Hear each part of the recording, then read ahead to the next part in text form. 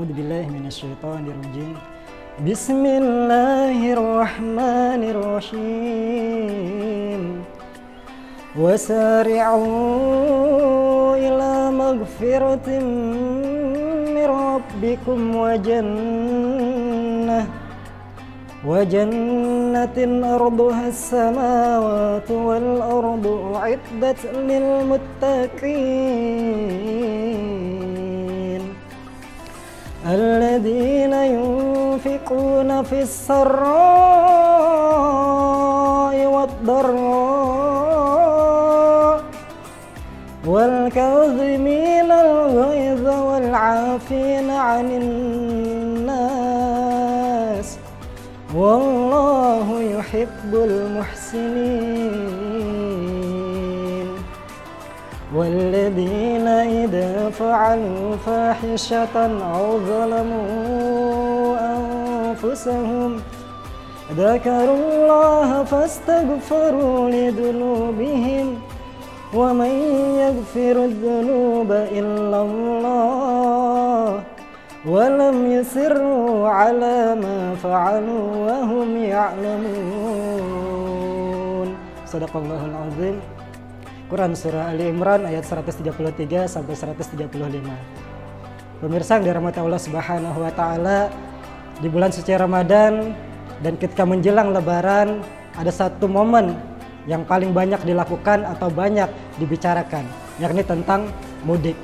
Mudik artinya pulang kampung, yang dilakukan oleh seseorang atau sekelompok orang yang berangkat atau melakukan perjalanan untuk pendidikan ataupun untuk pekerjaan dari kota asal menuju ke kota atau tempat lainnya atau bahkan ke negara lainnya. Dan ketika menjelang lebaran mereka pulang kampung.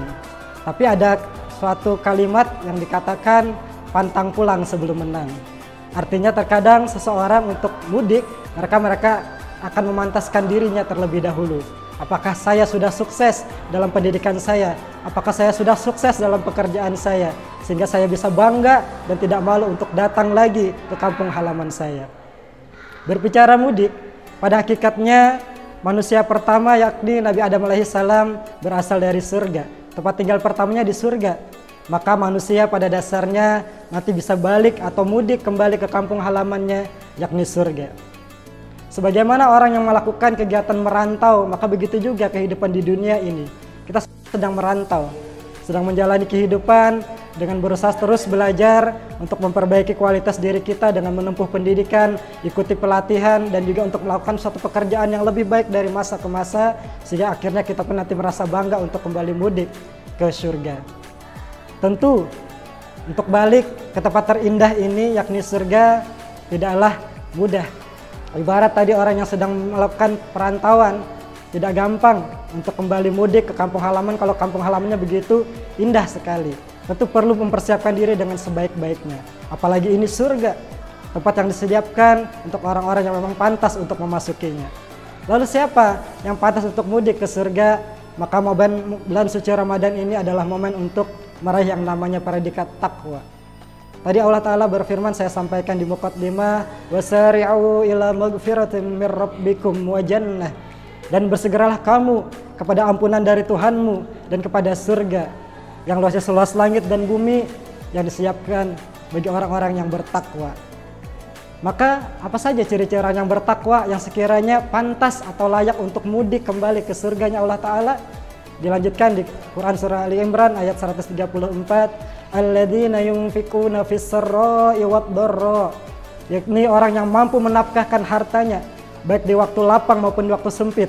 Memberi di saat susah itu yang lebih hebat dibanding memberi di saat kita sedang lapang, itu biasa saja.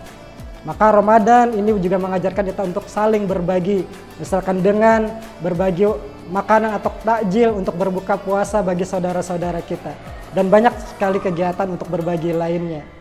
Kemudian apalagi ciri orang yang bertakwa yang sekiranya layak mudik kembali ke surga?